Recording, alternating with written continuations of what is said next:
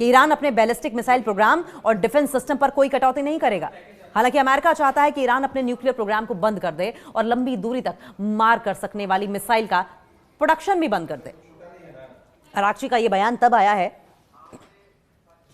जब अमेरिकी नौसेना का एक डिस्ट्रॉयर इजरायली बंदरगाह इलात पर डॉक किया गया। इजराइल की एक न्यूज एजेंसी ने कहा है कि मिस्र और जॉर्डन के साथ इजराइल की सीमाओं के पास डिस्ट्रॉयर का आना पहले से प्लान किया गया था और यह अमेरिकी और इजरायली सेनाओं के बीच में चल रहे सहयोग का बड़ा हिस्सा भी है। ईरान की ओर से एक ऐसा बयान आया है और अमेरिका का यह कदम निश्चित रूप से तनाव को बढ़ाने वाला है। धमकी देकर बातचीत नहीं शुरू कर सकता अमेरिका। विदेश मंत्री ने कूटनीति और बातचीत को लेकर अमेरिकी अधिकारियों के विरोधाभासी बयानों का भी जिक्र किया, जिसमें धमकियां हैं, ब्लैकमेलिंग भी शामिल है।